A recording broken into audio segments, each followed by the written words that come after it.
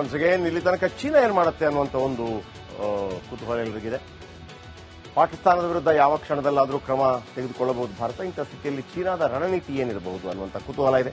ಯುದ್ಧ ನಡೆದರೆ ಪಾಕ್ಗೆ ಚೀನಾ ಬೆಂಬಲ ಕೊಡುತ್ತಾ? ಚೀನಾ ನೇರವಾಗಿ ಯುದ್ಧರಂಗಕ್ಕೆ ಇಲ್ಲಿ ತನಕ ಇಳಿದಿಲ್ಲ, ಇಳಿಯುವುದು ಕೂಡ ಇಲ್ಲ.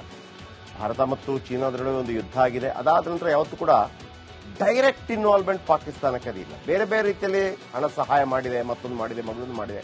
ಯಾಕಂದ್ರೆ ಪಾಕಿಸ್ತಾನಕ್ಕೆ ಸೇರಿದಂತ ಅರಬ್ಬಿ ಸಮುದ್ರ ವ್ಯಾಪ್ತಿ ಇದೆಯಲ್ಲ, ಆ ಅರಬ್ಬಿ ಸಮುದ್ರ ವ್ಯಾಪ್ತಿಯಲ್ಲಿ ತಮ್ಮ ಸೇನೆಗೆ ಬೇಕಿರುವಂತಹ ಸವಲತ್ತುಗಳಿಗೆ ಬೇಕಾಗಿ ಜಲಾಂತರ್ಗಾಮ ಇರ್ಬೋದು ಮತ್ತೊಂದು, ಅದಕ್ಕಾಗಿ ಮಾತ್ರ. ಅದರಿಂದ ಪಾಕಿಸ್ತಾನಕ್ಕೆ ಯಾವ ದೊಡ್ಡ ಮಟ್ಟದ ಲಾಭ ಚೀನಾಗೆ ಪಾಕಿಸ್ತಾನದೇ ಇಲ್ಲ. ಈಗಂತೂ ಅವರು ಆಮದು ಮಾಡಿಕೊಳ್ಳೋದಾದ್ರಷ್ಟು $17 ಬಿಲಿಯನ್ ನಷ್ಟು ವಸ್ತುಗಳನ್ನು ಮಾತ್ರ. ನಾವು $113 ಬಿಲಿಯನ್, ಅಮೆರಿಕ $500 ಬಿಲಿಯನ್. ನಾವೀಗ ಡಬಲ್ ಮಾಡಿದ್ದೀವಿ. ನಾವೇ ಈಗ ಹತ್ರ $400 ಬಿಲಿಯನ್ ಆಮದು ಮಾಡಿಕೊಳ್ತಾ ಇದ್ದೀವಿ. ಭಾರತ ಸದ್ಯ ವಿಶ್ವದಲ್ಲೇ 5ನೇ ಅತಿದೊಡ್ಡ ಆರ್ಥಿಕತೆ. 2024ರಲ್ಲಿ 6.6 ತೀವ್ರತೆಯಲ್ಲಿ ಬೆಳೆದಿದೆ ಭಾರತ. ಇಡೀ ಜಗತ್ತಿನಲ್ಲಿ ಅತ್ಯಂತ ವೇಗವಾಗಿ ಬೆಳೆದಿದೆ ಭಾರತ. 2024ರಲ್ಲಿ ಭಾರತ ಆರ್ಥಿಕತೆ $3.94 ಟ್ರಿಲಿಯನ್.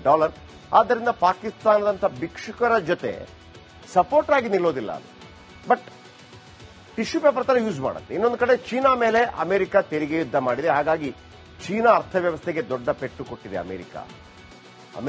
ಚೀನಾದ ಅನೇಕ ವಸ್ತುಗಳು ಅಮೆರಿಕದ ಬಂದರಿನಲ್ಲಿ ಹಾಗೆ ಕೊಳತೋಗ್ತಾ ಇದೆ.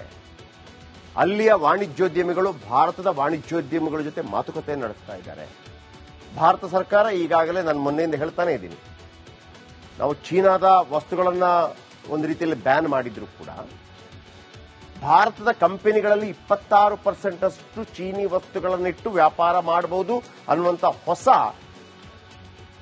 ಒಂದು ವ್ಯಾಪಾರ ಒಪ್ಪಂದಕ್ಕೆ ಸಹಿ ಹಾಕಿದಂಗೆ ಕಾಣ್ತಾ ಇದೆ.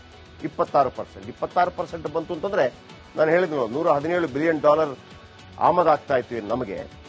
26% ಮಾಡಿದ ತಕ್ಷಣ ಏನು ಅಮೆರಿಕಕ್ಕೆ ಹೋಗ್ತಾ ಇತ್ತು $500 ಬಿಲಿಯನ್, ಅದರ ಬಹುತೇಕ $400 ಬಿಲಿಯನ್ ನಷ್ಟು ನಮ್ಮ ಭಾರತಕ್ಕೆ ಬರುತ್ತೆ.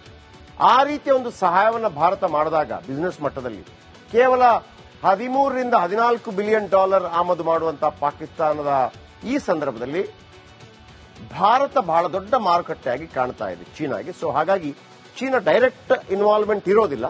ಈ ನೋಡ್ರಪ್ಪ, ನಿಮ್ಮ ಐಟಮ್ ನಾವು ತಗೋತೀವಿ, ನೀವು ಪಾಕಿಸ್ತಾನಕ್ಕೆ ಸಪೋರ್ಟ್ ಮಾಡಬಾರದು ಅನ್ನುವಂತ ದಿಕ್ಕಿನಲ್ಲಿ ಮಾತುಕತೆ ನಡೆದರೆ ಭಾರತಕ್ಕೆ ಲಾಭ ಆಗಬಹುದು. ಚೀನಾ ಪಾಕಿಸ್ತಾನದ ಬೆಂಬಲಕ್ಕೆ ನಿಲ್ಲದೇ ಇರಬಹುದು. ಎಸ್,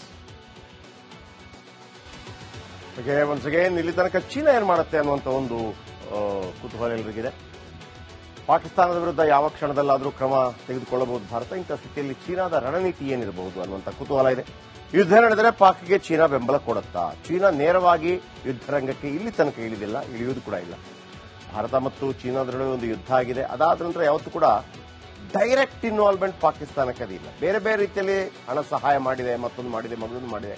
ಯಾಕಂದ್ರೆ ಪಾಕಿಸ್ತಾನಕ್ಕೆ ಸೇರಿದಂತ ಅರಬ್ಬಿ ಸಮುದ್ರ ವ್ಯಾಪ್ತಿ ಇದೆಯಲ್ಲ, ಆ ಅರಬ್ಬಿ ಸಮುದ್ರ ವ್ಯಾಪ್ತಿಯಲ್ಲಿ ತಮ್ಮ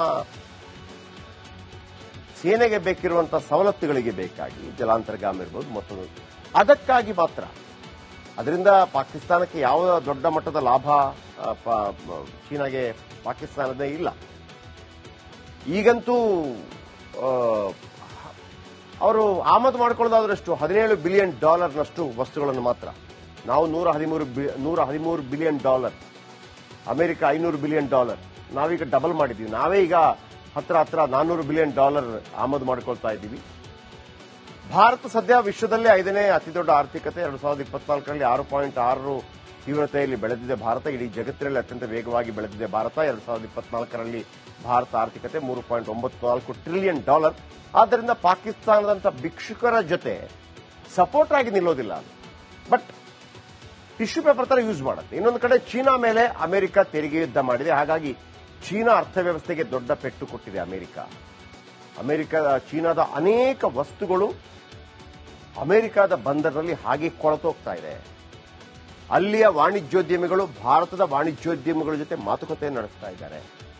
ಭಾರತ ಸರ್ಕಾರ ಈಗಾಗಲೇ ನಾನು ಮೊನ್ನೆಯಿಂದ ಹೇಳ್ತಾನೆ ಇದ್ದೀನಿ, ನಾವು ಚೀನಾದ ವಸ್ತುಗಳನ್ನ ಒಂದು ರೀತಿಯಲ್ಲಿ ಬ್ಯಾನ್ ಮಾಡಿದ್ರು ಕೂಡ ಭಾರತದ ಕಂಪನಿಗಳಲ್ಲಿ 26% ಅಷ್ಟು ಚೀನಿ ವಸ್ತುಗಳನ್ನಿಟ್ಟು ವ್ಯಾಪಾರ ಮಾಡಬಹುದು ಅನ್ನುವಂತ ಹೊಸ ಒಂದು ವ್ಯಾಪಾರ ಒಪ್ಪಂದಕ್ಕೆ ಸಹಿ ಹಾಕಿದಂಗೆ ಕಾಣ್ತಾ ಇದೆ. 26% ಬಂತು ಅಂತಂದ್ರೆ ನಾನು ಹೇಳಿದ್ನು $117 ಬಿಲಿಯನ್ ಆಮದಾಗ್ತಾ ಇತ್ತು ನಮಗೆ. 26% ಮಾಡಿದ ತಕ್ಷಣ ಏನು ಅಮೆರಿಕಕ್ಕೆ ಹೋಗ್ತಾ ಇತ್ತು $500 ಬಿಲಿಯನ್, ಅದರ ಬಹುತೇಕ $400 ಬಿಲಿಯನ್ ನಷ್ಟು ನಮ್ಮ ಭಾರತಕ್ಕೆ ಬರುತ್ತೆ. ಆ ರೀತಿಯ ಒಂದು ಸಹಾಯವನ್ನು ಭಾರತ ಮಾಡಿದಾಗ ಬಿಸಿನೆಸ್ ಮಟ್ಟದಲ್ಲಿ ಕೇವಲ 13ರಿಂದ 14 ಬಿಲಿಯನ್ ಆಮದು ಮಾಡುವಂತಹ ಪಾಕಿಸ್ತಾನದ ಈ ಸಂದರ್ಭದಲ್ಲಿ ಭಾರತ ಬಹಳ ದೊಡ್ಡ ಮಾರುಕಟ್ಟೆಯಾಗಿ ಕಾಣ್ತಾ ಇದೆ ಚೀನಾಗೆ. ಸೊ ಹಾಗಾಗಿ ಚೀನಾ ಡೈರೆಕ್ಟ್ ಇನ್ವಾಲ್ವ್ಮೆಂಟ್ ಇರೋದಿಲ್ಲ. ಈ ನೋಡ್ರಪ್ಪ ನಿಮ್ಮ ಐಟಮ್ಗಳನ್ನ ನಾವು ತಗೋತೀವಿ, ನೀವು ಪಾಕಿಸ್ತಾನಕ್ಕೆ ಸಪೋರ್ಟ್ ಮಾಡಬಾರದು ಅನ್ನುವಂತ ದಿಕ್ಕಿನಲ್ಲಿ ಮಾತುಕತೆ ನಡೆದರೆ ಭಾರತಕ್ಕೆ ಲಾಭ ಆಗಬಹುದು. ಚೀನಾ ಪಾಕಿಸ್ತಾನದ ಬೆಂಬಲಕ್ಕೆ ನಿಲ್ಲದೇ ಇರಬಹುದು. ಎಸ್,